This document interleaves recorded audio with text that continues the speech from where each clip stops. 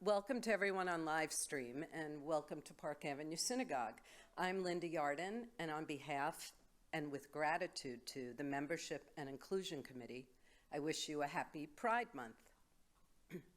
Pride Month is a time to celebrate the lives and experiences of the LGBTQ plus community and to protest attacks against hard-won civil rights.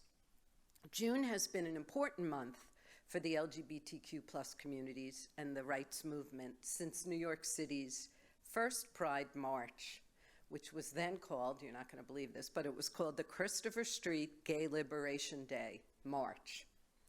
For more than half a century, these annual marches have been an opportunity to demand action on specific issues, such as AIDS epidemic and same-sex marriage, while also serving as a public celebration. This month of pride and celebration now comes at a time when there are deep concerns about growing hate speech and new restrictions that impact the community. There have been over 525 anti-LGBTQ laws being proposed this year alone in 41 states, and we're only halfway through the year. It's only June. Last week, the Human Rights Campaign issued a stark warning to the LGBTQ plus communities, to Americans and their loved ones.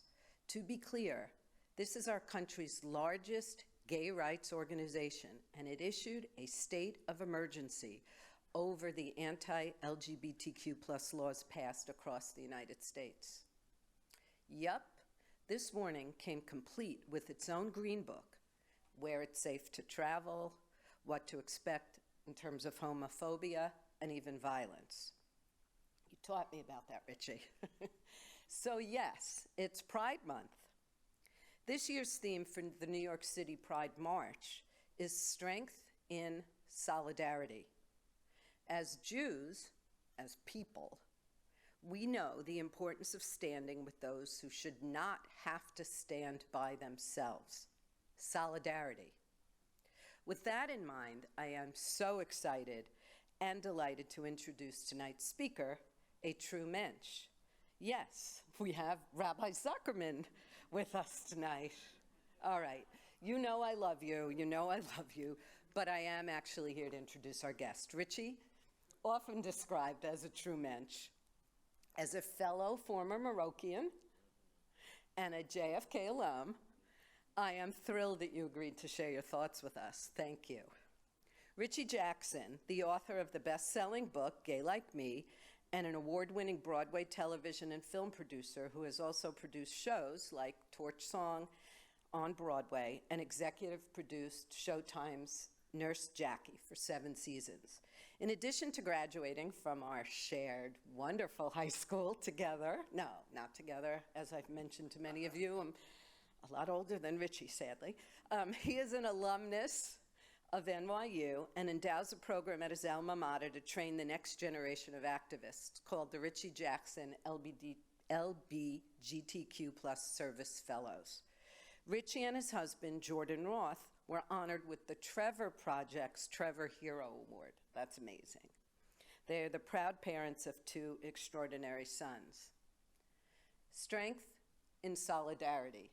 We are so pleased to show you our strength in solidarity, and we are interested in hearing from you. So let me turn it over to the rabbi and to Richie. Thank you. Thank you so much for joining us. Sorry, Miles. Thank you, Linda, and I want to thank you for making this evening possible. You've been talking about this for years. We had a little COVID lull, and here we are. And I'm happy that we get to revisit this just extraordinary book, Richie. And I know we have some copies for sale. I read it over the weekend, and I'm just there's so much to say about it. So I want us to talk through some of the things that you raise in the book, and I want to start.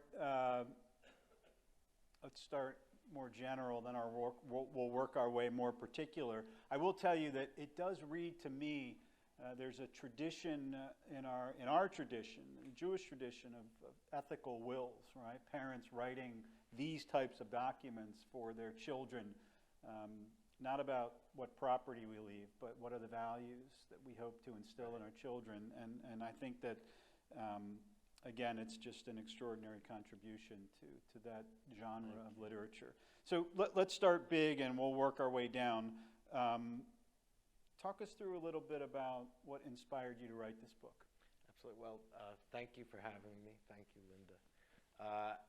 So as Linda said, my husband and I have 2 children. And when our older son was 14, he told us he was gay. And I was elated. I wanted him to be gay. I was hoping he'd be gay. My greatest wish was that he'd be gay. And then he said, Daddy, being gay is not a big deal. My generation doesn't think it's a big deal. And I thought, oh no, being gay is a really big deal. And it's the best part about me. It's the most important part about me. And I didn't want him to grow up to be one of these people who says, gay doesn't define me, I just happen to be gay. If he did that, he would not take advantage of the gift that it is. So I started to write him a letter about what it means to be a gay man. And then in 2016, Donald Trump was elected and brought with him to Washington Mike Pence, both more of a threat to our son than ISIS and North Korea. Now I had to warn him about what it would take to be a gay man in America. And so that was the impetus for the book. He was about to go to college, and I had to tell him everything I know, everything I've learned to keep him safe. And it's incredible, but it doesn't read as a how-to book. In other words, you're not, explaining. Well, I did say, I want to teach you how to be gay, and he's like, Dad, I know how to be gay. So that's very helpful, by the way. Yeah. But it's not in the sense of I'm going to, because obviously this book is for your son, of course, but it's also for everybody, right? Yeah. So it's not a how-to in how do I respond to my child when they come out to me? How do I come out to my parents or my friends or my family, et cetera? It is deeply personal, right? Yeah. I mean, it is honest, and it is at times harrowing to hear you sort of describe experiences you've had throughout your life. So I'm curious if you could talk a little bit about the kind of stamina that you need or needed and continue as you revisit them, I'm sure in conversations like this, to revisit not only to us but to your children, some of the more painful times in your life of sort of the moments when you were discovering who you were, and how do I communicate that to everyone from friends to family? And there's something in there about your gym teacher, right, with the slur, right? I mean, it's I grew up in the 80s too. Right. We're in a different time in many ways. Worse, I think, now than it was when I was growing up, which is what everybody is surprised about the book. I think, I knew when I wrote it that it was getting worse and that it would be worse. But one of the things I was concerned about when I started to think about what to tell our son is, I want him to have joy about being gay. I think being LGBTQ, being queer, is an extraordinary opportunity. It's a gift. It's a blessing. And I want him to feel that blessing. But with that, I had to also give him some hard truths because I wanted him to be prepared. And I know he'll make mistakes. I didn't want him to make the same mistakes I made. And a little bit, I didn't raise him. We so badly wanted to protect him when he was growing up that we didn't let him know how at risk our family is. We didn't tell him that we took his birth certificate on every trip we ever took in case our parenthood was ever questioned. We didn't tell him that we were afraid that if he ever got hurt, that we wouldn't be allowed in the hospital room. And then how do you tell your child about the plague that you went through and that I lost 20 friends before I was 30? I kept that from him for a really long time. I will tell you that he left our home in 2000 and in September 2020 to go to college, to go to NYU, to move right into the dorm I lived in. And I said, okay, Donald Trump is president. It's going to be so much harder to be gay, but at least there's not an epidemic he has to deal with. And then 6 months later, he moved right back home. So that's fascinating. COVID was very triggering for me, right. Very triggering. My husband, who's much more in the world than I am, I sit and write in a quiet room, but he would come up to me when we were hunkering down. He'd say, he's got it, or they died, or she's sick. All the terminology, or they tested positive, all the same terminology from the 80s, and it was very triggering for me. So I want to come back to that a little later, because that's a big part of the book, and there's some really powerful passages about that. But what you described about sort of protecting your son, which of course is every parent's, you want to protect your children. It's a theme throughout the book, right? I mean, he grows up in a city where it's not strange to see same-sex couples holding hands, showing affection. He's got friends. I mean, there are other, same-sex families with children. So, and yet you want to prepare him to go out into the world. And I'm wondering, do you have any regrets about sort of the sheltering that you did? Or, I mean, because in some ways, like, I sense it sometimes in my own children about anti-Semitism. Yeah. Right? That on the one hand, they're very sheltered. They go to Jewish day school, and but they're going to go out into the world, and they're going to figure out that not everybody loves Jews. Right. Do you have any sense of feeling like maybe we could have exposed him, or? I do think about that, especially because we also have a 7-year-old, a 6-year-old about to be 7. We do one at a time to get it right. None of this 2 kids at a time thing for us. And I worry about that, but I also don't want to raise fearful children. I don't want them to be scared. And if they knew that there are laws, and I will say there are anti-LGBTQ bills pending in 49 of the 50 states. Delaware is the only state without one. That means New York has them. New York also has what the Anti-Poverty Law Center calls hate groups, anti-LGBTQ hate groups in this state. So I don't want him to grow up to be fearful. I think that showering them with love, making them feel safe, knowing that we will do everything we can to raise them to have self-esteem, to be who they are, to be proud of who they are, and whatever that means, that's the most important thing. All of the hate and the anger that this country has, and the guns and all of the threats, I think can come later. We don't let our children watch TV. We don't let our children play video games. They're not on social media until they're well into their teens. So they'll get all that later. For Jordan and I, it's like we shower them with love every day, and we're gonna do it. We're gonna raise Levi the way we did Jackson, and he'll get it later. So I want to go back to something you said as sort of a throwaway line when you said it's worse now. Yes. Right. So. Well, can I just say just to give everybody, you finished. We're going to get there, I promise. I know. Never interrupt a rabbi. No. My father would be so angry at me right now. No. So It's an amazing statement, and I want to stay on that for a little bit because in the book you write about this.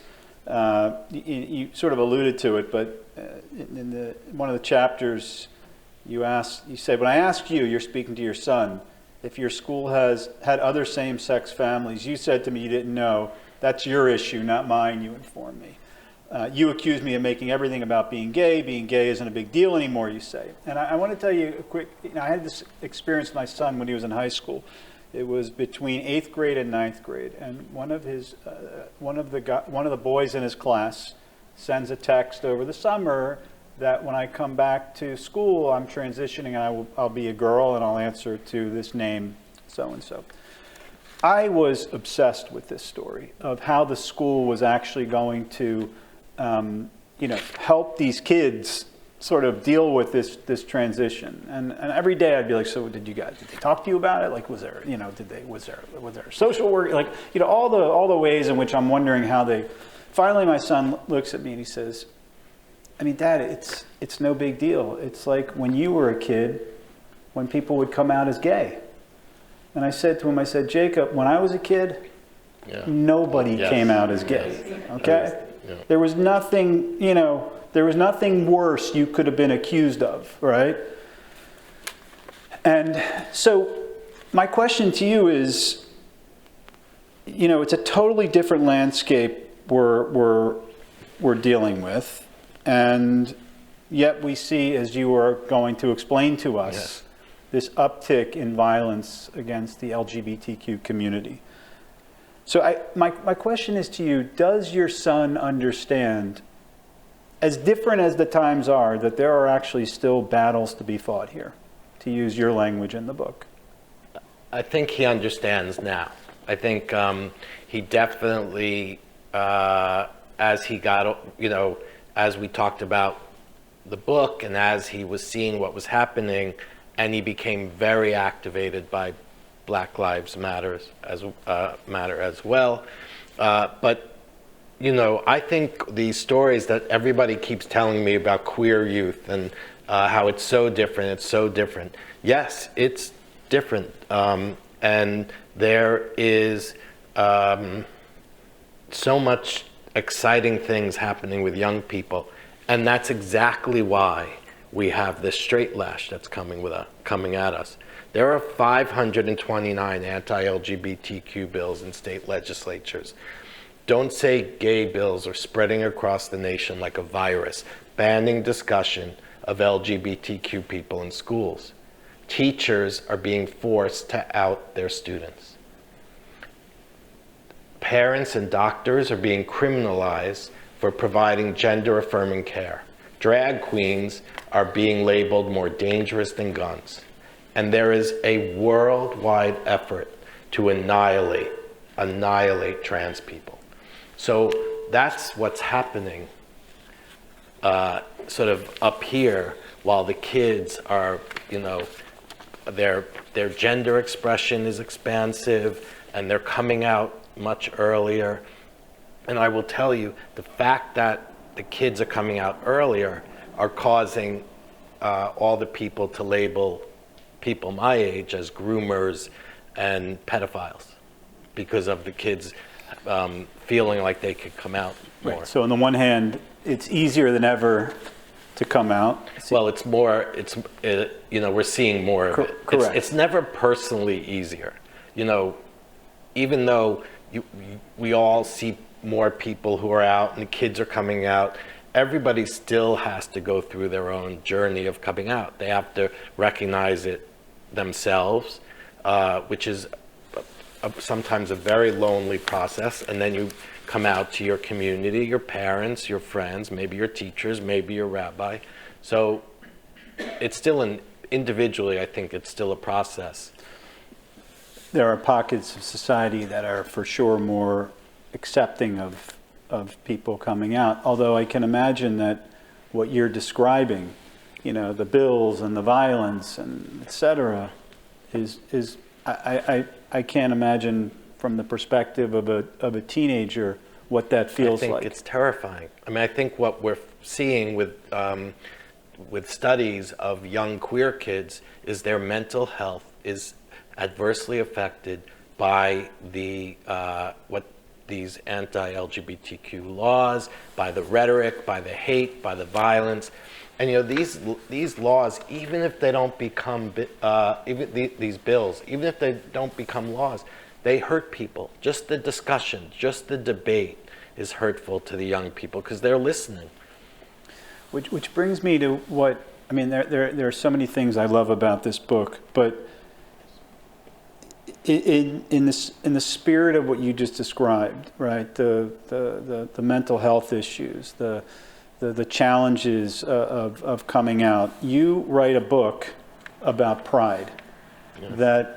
And I want to read a little bit of what I think is an amazing section, and that is actually happy to go into this. It's not you're not interviewing me, but it's actually very Jewish, and I want to explain that for a second. Now my dad will be happy. Yeah, there you go. All right, you wrote a Jewish book here. Pride isn't just for a parade one day a year. It's not a miniature rainbow flag or a rubber bracelet with corporate logo on it given freely on that day, like beads tossed during Mardi Gras. Pride is foremost our gay self-esteem, but it is also our bond with everyone in the LGBTQ community everywhere. Pride is our unique way of letting everyone know that we are here, that we belong in this world. If we can say we are gay, we must not do so just to make our own lives better, easier, more transparent, and authentic. We do so to clear a path for those who can't come out, for all the people who live in places where their freedom is not given or who don't feel safe in their own families, to make inroads in the straight world for them. Each time we come out, we send up a flare of hope and direction, showing the way. And as I'm reading this book, it strikes me that what you're writing is a book about pride that is, yes, about rights and acceptance, but it's also this spirit of your job is not to blend in, your job is to stand out. Absolutely. And to be proud to be gay and not fit into some, sort of heterosexual vision of what a gay person should be like. Right. And so there's like a therapeutic process to what you're talking about. And it reminds me, just going back to the early days of Zionism, where Zionism wasn't just about agency for Jews to be able to control their own destiny. Zionism was a therapeutic process to cure the Jew of them seeing themselves or us seeing themselves as less than. Right, right. And that's what you're saying throughout this book over and over again, right? This self-pride.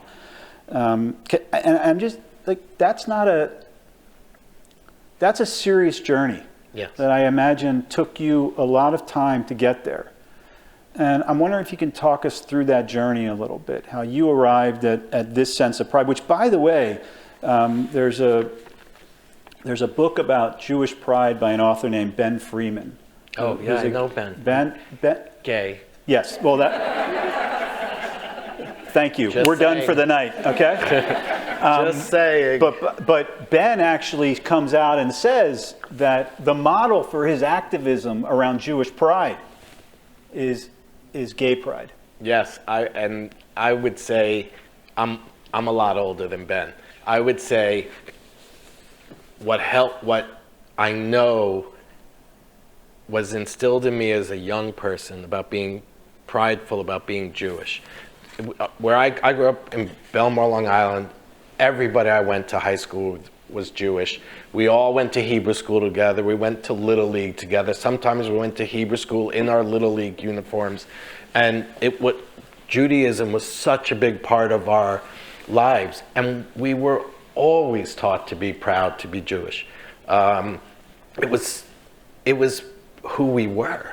We went to summer camp together. And at summer camp, we had Shabbat. And so I think that really informed how I felt about being gay. I knew I was gay since the 3rd grade, and I couldn't read. I've had a lot of trouble reading. I couldn't do math, and I thought, wow, I can't read and I can't do math, but I like boys, and how lucky am I? Because that set me apart. It was the only thing different about me than everybody in my class. And it felt exciting to me. And it never occurred to me not to take advantage of that and hide it, because nobody ever taught me to hide being Jewish. Quite the contrary. So what I think about being gay is it's opportunity. It's the blankest of canvases. No expectation of what you have to be or do. You are different than almost every person in the world. Gay people are, people argue about whether we're 4.5% of the population or 7.5, but most every room I am in, I am the only gay person. That's not upsetting to me, that's opportunity. I think differently, I feel differently, I look at the world differently. It's an incredible opportunity, an incredible way to walk through the world. And yet, you acknowledge in the book, of course, growing up when we did, right, the efforts to sort of hide that, right? Whether it's, or made to feel bad about that, whether it's, I had you brought it up before. Can I say the word the gym teacher? You can. I mean, you can say it. Okay. So, in 4th grade, we all had the choice to join band or chorus, and I joined chorus. I was the only boy, and when my gym teacher heard what I had done, he told all the other boys to jump on the faggot, and they all piled on me, and that was the first time someone called me that name, an adult. And 2 things happened. I knew that this thing that I loved about myself already, other people wouldn't. And he made the other children be suspect of me. He set me apart from the other kids when I was in 4th grade. And that stuck. I was called a fag all through junior high school. And so, that's part of why I wrote the book too, because you're gonna have, the incoming is negative. And so you have to build up your own self-esteem about it. You have to, it's not just armor to protect yourself, it's actually potential. So much of my potential is wrapped up in my gayness. And if I were to hide my gayness or scrub it off or soften the edges of it, I would literally be putting, water on and putting out my fire. It would just, I would disappear. I was struck by, as that, so the pride was always there, right? And yet there are obviously stumbling blocks, roadblocks, way people are going to respond when you tell them you're gay. You even describe some early sexual experiences where the men were ashamed of the behavior. And it seems to me that there's a role here played by Harvey Fierstein. Yes. And I'd like you to unpack that a little bit, because he's an important figure in this book. He's an important figure in your life. Yes.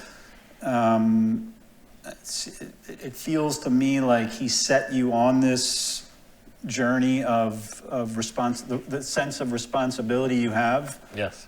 Towards the community. And it's actually a great story in the book about how you first encounter Harvey. And I'm wondering if you could talk a little bit about that and also about the role Harvey played. So when I was 17 in high school, one day my mother came home from being in the city with a friend, and she said, I just saw this unbelievable play with this incredible actor who was also the playwright, and on my way out, I bought tickets to take you. Now, we never bought tickets at a box office. We always did TDF or the booth, and we never saw things twice. So I knew it was important, and I said, what's it about? And she said, homosexuality. And I was like, uh-oh. So, because I had not said anything to anybody. and she takes me to see Harvey Fierstein in Torch Song Trilogy. The character Arnold that he plays is the very first gay man I came in contact with, that I had ever met. And it was an incredible play, an incredible performance, and this character mirrored all my own aspirations. All he wanted was to be in love, and he had a child, and those were the things I wanted from a young age. And at the end of the play, the mother says to the character Arnold, "If I knew you were gonna be gay, I wouldn't have had you." And after the show, my mother takes me to dinner, and she said, "You know, if you ever came home and told me you were gay, I would not react like the mother in that play." My mother knew no gay people. Nobody was talking to my Long Island mother in 1982 about gay people. There were no gay people on TV. There were no gay movie stars. There were no gay out elected officials. There were no laws protecting gay people. We were invisible. It was her own humanity that had her take me to see this Broadway play and use it really as a crystal ball to show me a life that was possible for me. So I didn't come out to her at that dinner. I wasn't ready, but I knew I was safe with her. Like, I knew I had a home base that would always be safe. And then I went to NYU Theater School, and I got an internship with the producers of Torch Song Trilogy, and they introduced me to Harvey, and Harvey asked me to be his assistant, and we have been the best of friends for over 30 years now. And he taught, I always joke, he played Tevye and he played Edna in Hairspray, but really he practiced his parenting on me. He taught me about a life in the theater. He taught me about being a good gay citizen and about leading with your heart, with purpose. And this Friday night, we're doing a book event in Connecticut together. It's an extraordinary story, and it really gets fleshed out in the book. This idea of mentors and of gay role models, you sort of open the book, I think you open it with, I'm not mistaken, when I love this. It's 1984, right? And the single dream and drive of my life has always been to be a father. I didn't have career goals, never fantasized about money or glory or fame. All I wanted was to catch a ball in the backyard with my son. There's more to that story with your own father. This isn't therapy, so we don't need to, Sure feels like my therapy. So your father did play with you, did he? We could swap stories, believe me. I didn't desire power, I desired paternity. In 1984, when I was 18, I told my mother that I was gay and that I was going to be a father. Now, there were not a lot of gay fathers at that time. In fact, I'm thinking about the story you tell when you went to speak to someone who was a gay parent who there was he wasn't very nice to me. Right. But again, it's a question of role models, and there's a certain chutzpah on your part. I mean that in a good way to say, right? If imagination is part of the process of actually making your dreams come true, to even imagine that you could be a father in 1984, right. There was just... I had no way of knowing how I was going to do it. There was no surrogacy back then. We weren't allowed to adopt. Certain states you're still not allowed to adopt, and that's part of these anti-LGBTQ laws. But I had to be a parent because that's where my potential lied. I always wanted to matter in this world, and the place I thought I could matter is parenting. To me, the greatest form of resistance is parenting, to raise someone to change the world. So it has, always been what I wanted. My mother, the end of the story, I left out the punchline, is at Passover, 6 months after she took me to see the show, she says, "When are you going to tell me you're gay?" And so I said, "I'm gay and I'm going to be a father." So, yeah. And yeah, just to close the loop on this, because later in the book, you've got a great part about mentorship. Oh, yeah. Can I just say one thing about Yeah, mentorship? sure. So that's why they call us groomers. That's why every day on Instagram and Twitter, and I'm being barraged with these people who are, calling me a groomer, is because they don't want us to mentor the young queer people. They don't want us to help raise them to be themselves and all of themselves and to use up all their queer potential. And so that's why they're trying to silence us.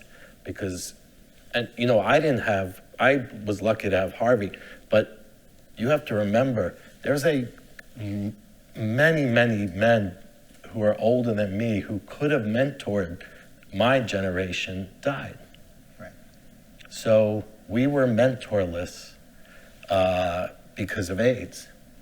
And it is, I think, a moral imperative for guys my age, for people my age, LGBTQ people, to think of young queer kids as our own. We have, when you think of parenting, every parent knows that you have a covenant with other adults. You know when your child leaves your home, there will be other adults to help raise them, to help look after them, to help keep them safe. But with queer kids, the covenant's broken. Sometimes it's broken by their own parents. It's broken by our government, by school systems. Sometimes it's broken by religions. And what we have to do is we have to bring in our queer kids. We have to surround them with community, lift them up so they can find their potential and reach their destiny. We're the ones who restore the covenant for them. And that's why they want to diminish us and silence us. And that's what I think of the many important aspects of this book. I think that's, this book becomes a source of dialogue for people, right? I mean, as you're sort of talking to us about, the way your mother didn't need to say anything other than create a safe space. Right.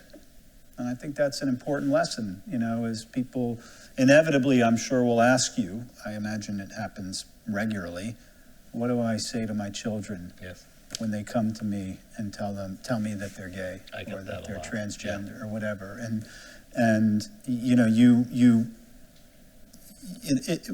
I don't know whether that was the intention or one of the intentions of this book or not, but it lays out a blueprint for what I think a sort of healthy dialogue could be.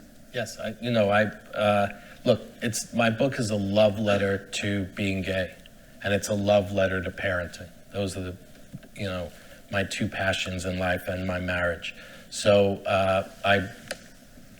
my book is meant for young queer kids and also for parents to be, so that they can help raise their kids with good queer self-esteem. I want to invite, if there are questions in the audience, we can, we'll pass around a mic.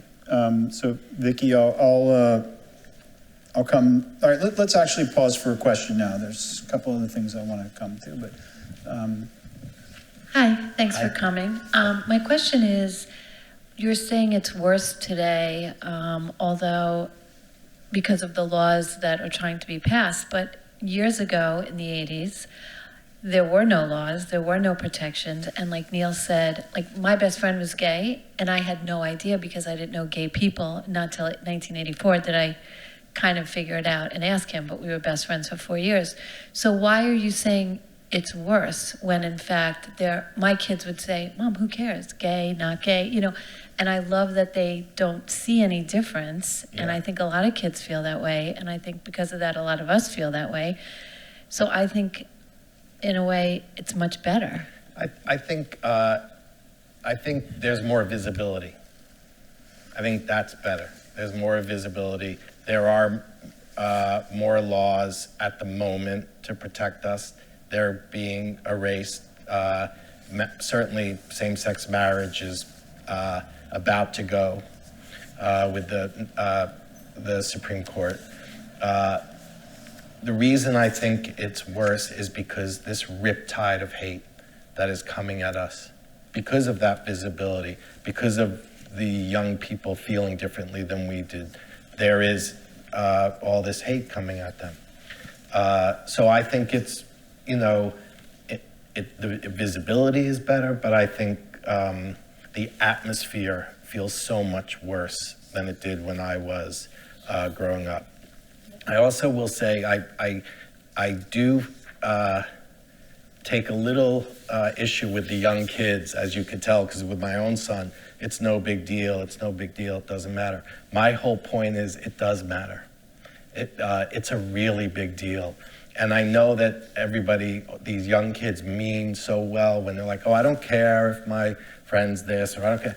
And I'm like, no, like, we need to celebrate it. You need to celebrate that these children are trans or non-binary or gay, because it's an extraordinary thing and they should be celebrated.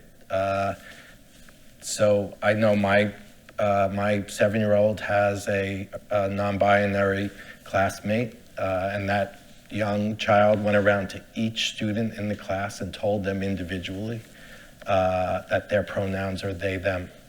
That's incredible. So stay on this, Richie, because one of my favorite chapters in the book is the otherness is a leg up to extraordinary, which is, I think, the point you're trying to make here. Yes. You talk about this double vision, which I'd like you to define for everybody. Your double vision will have you feel that you're a part of this country, whether you feel it as acutely as I did and still do. You are other.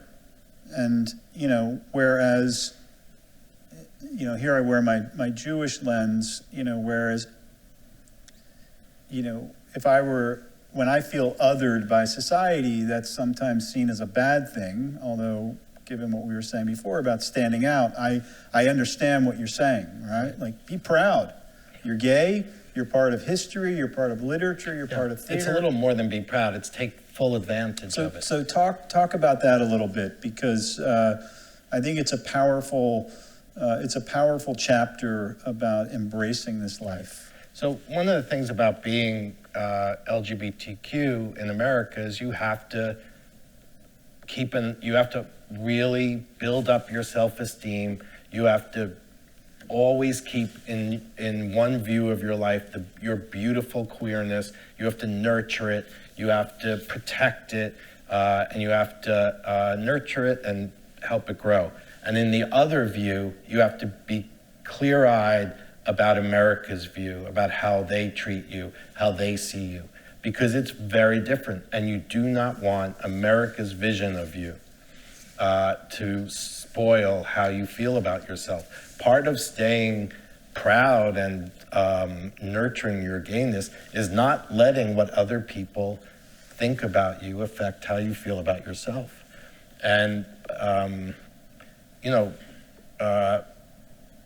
I had to teach my older son gay geography. I had to tell him what states he couldn't go to college in because he wasn't safe, where there are laws that just would not protect him. So it's a balance, and that's the double vision of it. But you also want him to know about gay artists, right? You want him to know about gay theater. You want him to, Well, that's how you build up your queer self-esteem. We're not teaching, our history is not taught in school. It's not part of the curriculum. And as we talked about at the beginning, don't say gay laws are erasing us from the classroom. Books are being banned about us. So queer people have to learn their history on their own and our culture. And that's how you build up your queer self-esteem. When you learn about the extraordinary human beings that changed the world who were LGBTQ. I didn't learn when I was in grade school that Bayard Rustin, who helped Martin Luther King organize the March on Washington, was a gay black man. Had I, that would have been such a different, that would have been incredible for me to have learned when I was learning about Dr. King. So, and I learned about how to be gay. I learned the opportunity it was for me by reading Audre Lorde, by reading Andrew Holleran, by seeing Robert Mapplethorpe, by going to Alvin Ailey. These LGBTQ artists defined for me the potential and creativity that it takes to be queer. Everything about my life is imbued with creativity because I created my life against all odds. Think about how radical it is to be queer, to every day to wake up and go out into a world that is built entirely for straight people, and you bend it towards you. That is radical, it is brave, and it takes a lot of creativity. And that's why you need to build up that self-esteem, because you have to do it every single day. Every single day, this world is built for straight people, not for us. It's what you call coming out every day. Yes. Right. Every single day you come out. Yep. It's not just once. It never ends. I was struck, one of the things that struck me in the book was along this theme, as you were describing, the ways in which, as you said, the world is built for, your exact quotes, for straight, right? But even teaching your kids about sexuality, right? Your kids aren't going to learn about gay sex in their health class. Definitely not. Right. No, that is not taught. We told our son when he was 11, we had the sex talk, the beginning of it. And we talked about heterosexual sex and gay sex, just because we didn't want to give privacy of one over the other. But he was not going to get that in school. And I will tell you, when he came out, I really made sure that he knew everything. Up until the night he left for college, I said to him, "Is there any questions you have?" And he's like, what do I need to know? And I'm like, "Sit down." And I will, just an aside, he'll kill me. He's not watching. But we go to a different temple than this. And one year when he was in junior high school, he at Rosh Hashanah services, he points out this beautiful blonde woman and said, "That's my sex ed teacher." And I was like, "Oh my God." But he didn't learn anything about being gay in his sex ed class. When I read the chapter, I was telling Linda this before. It's it's not that this book is about me. I'm not saying that. But you'll see what I mean when I'm about to say what I say. That, there are a lot of times I feel like you could plug the word Jew Yes. into where you're talking about something around LGBTQ culture or gay culture, and the same thing applies, right? Like, embrace our culture, be proud of who you are, embrace Jewish culture, know our history, right? And I mean, that's why there is clearly a universal aspect to this book that I think goes beyond, talking to your child about being gay and preparing him for life outside of the bubble of the home. So the last synagogue I spoke to, somebody said to me, "Why do you have to tell people you're gay? Why can't you keep that a secret? Why can't you keep that private?" I don't want to editorialize. Why do you have to tell people you're gay? Why can't you keep that private? And I suggested we play a game and we substitute the word gay for Jewish. And I said, let's hear how it sounds. Why do you have to tell people you're Jewish? Why can't you keep that private? Do you see how abhorrent the notion is? And, I understand what that person meant. He wanted me to make my gayness smaller, until he was comfortable with how gay I am. Right. I mean, by the way, all you have to do is substitute, "My greatest wish for you is to be Jewish." Yes. Right? That's my greatest wish for my children. You embrace your Jewish identity. And that's no different than the dreams you have for your child. No, absolutely. And so, so much of how I feel about my gayness has to do with how I was raised Jewish. So look, I want to come to the Jewish community for a second, because there are some references to religion in the book, and there's a couple passing comments about the ways in which religion will perpetuate, I don't have the quote in front of me, but essentially, the worst of ideas about the gay community. Mm-hmm. And I'm thinking in particular, and I'm sure it's more frequent than this, but on Yom Kippur in the afternoon, we read from the Torah, and the section we read is Leviticus 19, which talks about the abhorrence of a man lying with a man the way he lies with a woman. And there's some synagogues that have changed that. They don't read that. They read something else from the book of Leviticus. And then you start to put yourself in the shoes of someone who's there, who's, by the way, doesn't even have to be gay, right? Who just finds that offensive.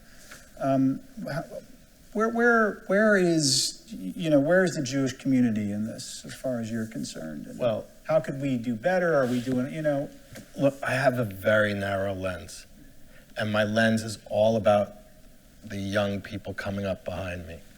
And so what are they thinking when they're sitting in your pews and they hear that on Yom Kippur? What is that?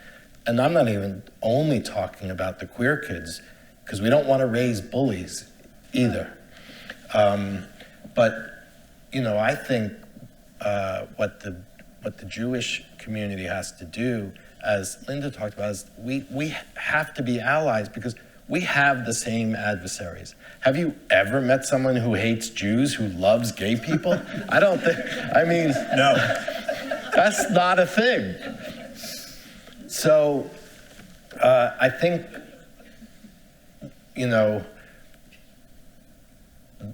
we have the same struggles, and I think we need to band together to fight the oppressors. And then I think in the positive things that the Jewish community has to do is they need to have families like ours do aliyahs. They need to have the young non-binary or young trans kid up on the bima, not just to honor them, which is important enough, but to show the kid who's not out, the kid who's not ready yet, that your imprimatur on those young people is really powerful. Also, to let the parents know who are worried, what are my friends going to say? What are the people at Temple going to say? Well, the rabbi is standing right next to a trans kid, and they're reading from the Torah, or they're holding the Torah, or whatever I don't remember all the things you do, but if you embraced, I mean you as like all the rabbis, if rabbis did that, it would be so powerful. I want to turn to any additional questions. So there's, right in the third row, there's a hand there. If you could just stand up, if you wouldn't mind that. I know you're mic'd, but, Hi. Go ahead. Hi. Hi. My name's Leah. My question for you is, with the continued censoring of everything that's going on with the Don't Say Gay bills, how there are 49% of book bans are about LGBTQIA plus literature. How do we continue to create the next generation of advocates and the next generation of people to speak out when there's this wall being built up? And Right. how can we reach across that line when they can't see us? So exactly, I think it's a great question. I will say, my big thing about all these anti-LGBTQ laws is what I tell young people is the easiest way to know being queer makes you so powerful is that there are so many people who want to take it away from you. That's the surest sign that it's powerful to be queer. And I think what the Brooklyn Museum has done, which is to create library cards for anybody in America to get books. I have friends who have created the Rainbow Bus which they've turned into a bookstore, and they're going to take it to all the states that are banning books. And I think it's really incumbent on us to tell our stories. And not everybody has to be an author. You know, there's a lot of ways to tell your story now on Instagram, on Twitter, on all, you know, because the more of us talking, the more of us telling our stories, the more of us sharing our experience, those cannot be erased. And your experience is going to matter to somebody who's younger than you. My feeling is none of us can consider ourselves successful if we're not helping someone else get where we are. And the most powerful weapon in the world is words. And it doesn't even have to be written words. It can be oral storytelling. So I think we need to make sure that we keep telling our stories, changing hearts and minds, and we need to fight every bill. We need to vote in every single election, especially the Board of Education, because that's where these book bans are starting. And you know, the moral majority in 1984, they understood very clearly that the Board of Eds is where the power was. And I think, you know, just living our lives is the most dangerous thing to our adversaries. And I think you mentioned this in the book, but does your son understand, apropos of the love letter here, does he understand that responsibility? That you know, he was born into, he's given the gifts and the opportunities to really make a difference in this world, in these issues. Yes. And I think he feels, I think he totally understands that, I mean, he still thinks I make everything about being gay, which is true. But he does understand that, to me, being gay means being an activist. They are intrinsically linked. You can't be queer and not be an activist. And he understands that. It's a little like being Jewish and not participating and trying to improve the lives of other Jewish people. 100%. Pauline, I saw your hand. Let's grab a mic so everybody online can hear you. Just very quickly, you talk about college campuses, but do you feel that we're making improvements with the student body, or are you afraid of the administration? Because we talk about how we in our homes are teaching inclusion and acceptance and reaching out. Are we finding that's happening throughout the country, and it's just the administration? I think it's the state legislatures are the real culprits. And you know, I take issue with a lot of people who say it's just politics. The Republicans, they don't have an answer for inflation, and they don't know what to do with the debt, so they're just whipping up the base with a distraction. It's not a distraction, it's hate. I think the college campuses are seeing the same thing we talked about, which is, younger people being out, and there's much more diversity in these campuses. And then it's the state legislatures who, that scares so much that some of them are trying to ban college kids from voting in the states they go to college in. Any other hands? So it's getting close to the end of the hour. I want to give you an opportunity to wrap up. And you sort of talked about this line already, but I think it's a really powerful line in the book.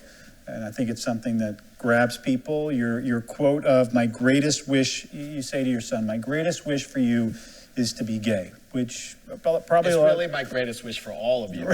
I mean, it's not just my son.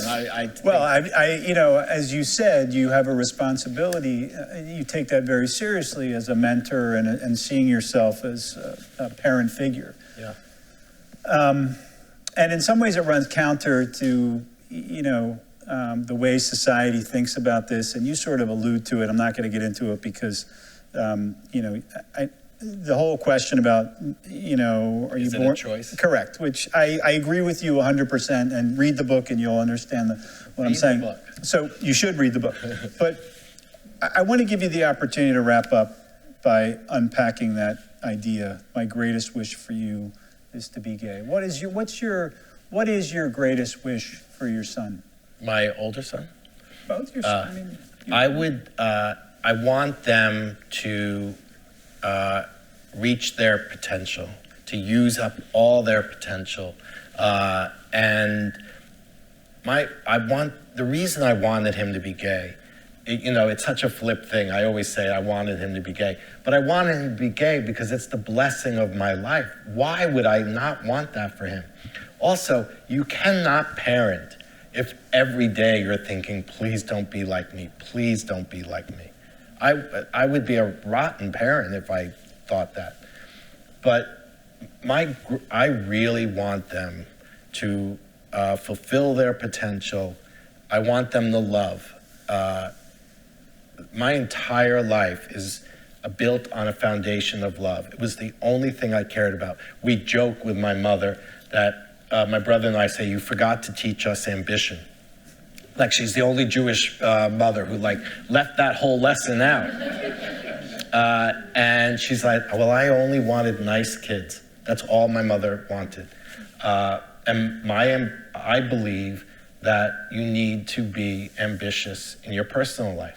That is the central element of my life, is being ambitious in my personal life. I wanted to be a father, and I am. I wanted to love someone, and I do. And I got those two things not only because I was intensely focused on them, but because I was all of myself. I didn't scrub off being gay. I didn't stay in the closet.